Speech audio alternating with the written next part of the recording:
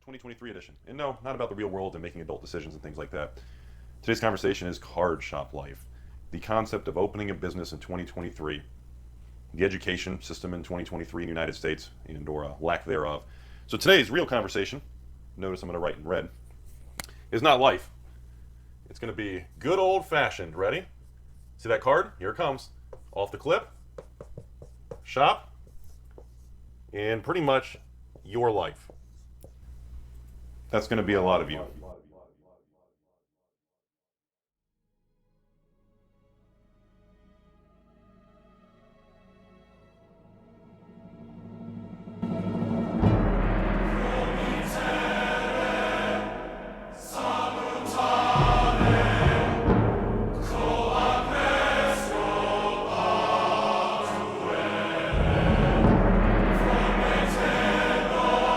So when we're talking about card games, there's really one that stands above the rest.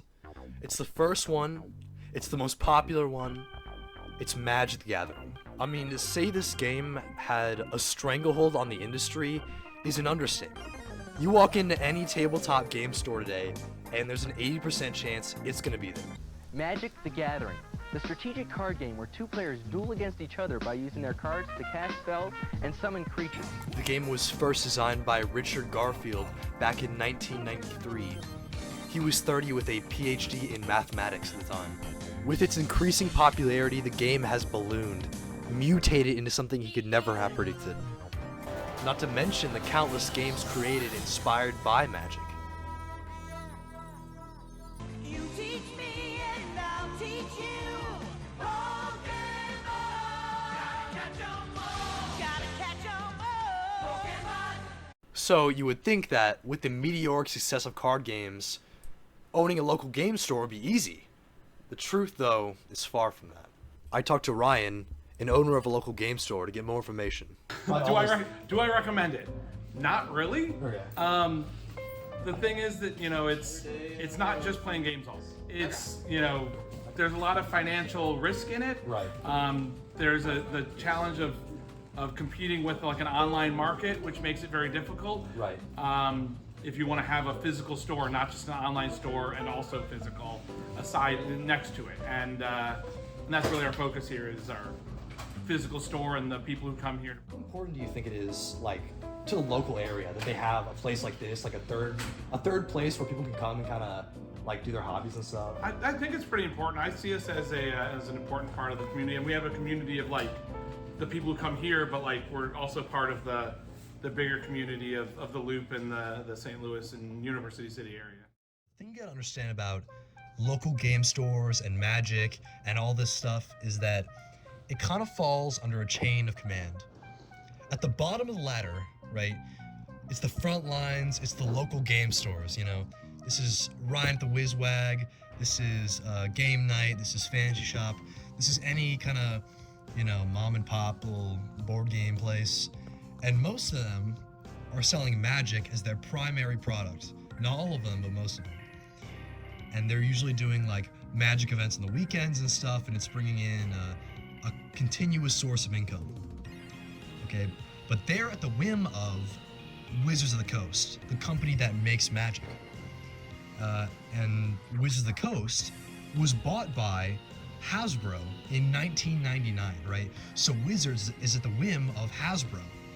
So a lot of stuff that Wizards has done in the past few years has kind of been for profit because they're controlled by a major company that is publicly sold. Hasbro is a publicly sold company, so of course they're going to try and do whatever maximizes profit. And Hasbro, since they're publicly traded, is at the whim of the shareholders, right? The shareholders are on top.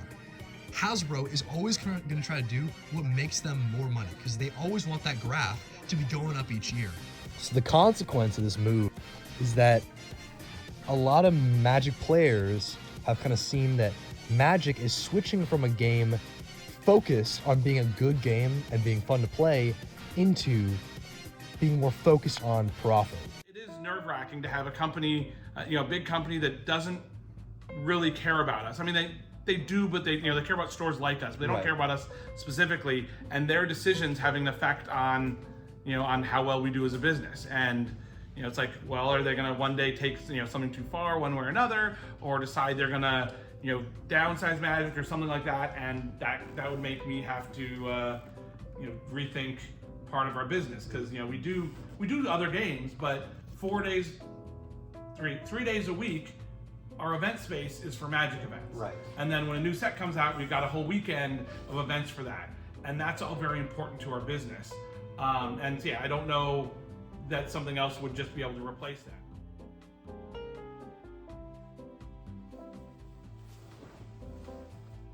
Okay, so for this next part, I really don't know how else to convey the information other than a self-interview. So that's what we're gonna go with. I think an important thing to mention is that as a kid, I really enjoyed collecting things. And it wasn't just anything, but it was things that helped me express myself.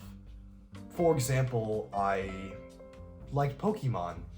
And I liked Pokemon because I could choose a creature, and that creature was kind of like a manifestation of who I was. It was my personality, it was my likes, and I could fight you, and you had your creature, and it was like a clash of personality. It was a clash of souls, you know? And I love that. And it wasn't just Pokemon, it was other, you know, children's media that I consumed. And it really made me receptive to Magic the Gathering when I first encountered it. It was in Boy Scouts, and I was pretty young, you know, 4th grade, and I saw these guys, and they were older, and I respected them, and they were playing this game, and I was enraptured. They had built these decks, and they had planned out these strategies, and it was their own, and I was hooked.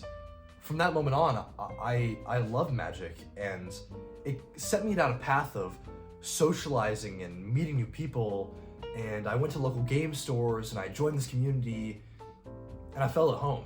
And it really helped me, especially in high school. I mean, freshman year, I didn't know what I was doing. I didn't join a sport, I didn't try and play an instrument, I just hung out with my brother, and I didn't try and meet any new people. And I found out that was kind of a poor way of going about it. But in sophomore year, I found the Magic Club, and that was something I understood. I could go there every Wednesday afternoon, and I could bring my deck, and we could have the best conversation ever over these cards, and I didn't have to try, I could just do it. And I loved it.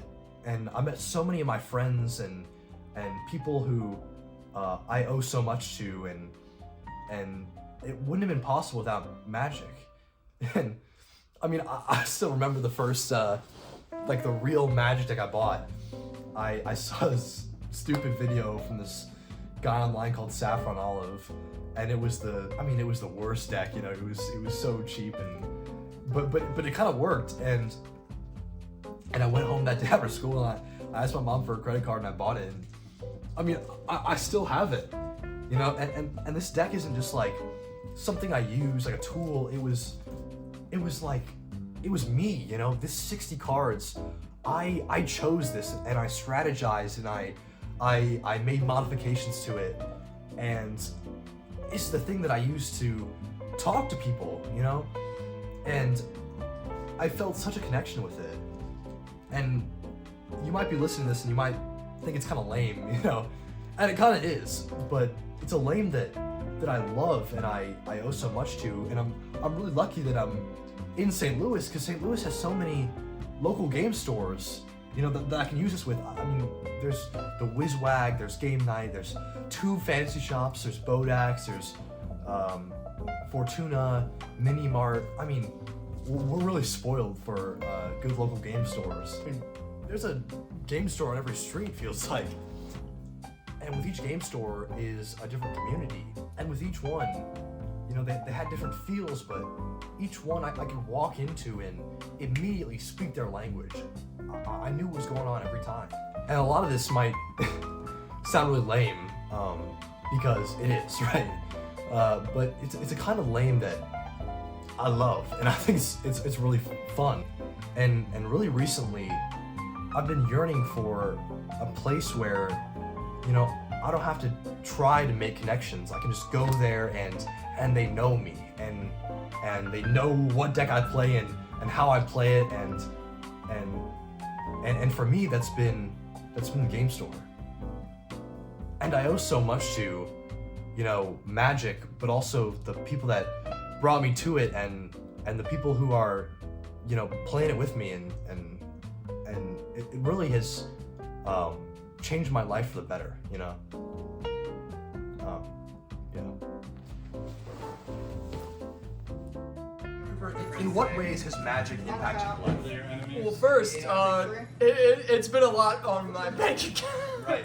No, but in all seriousness, it's been a really positive thing. It's allowed me to kind of express my creativity and sort of do stuff that I normally don't do just because I don't feel like I don't feel like that opportunity to like give into something to like actually try and get better at. That it's very important, especially like for like as a way to like talk to people and socialize, and it's because it's not just a game, it's like a social scenario where like we're not playing to win, we're playing for fun, and it just is a really good community here.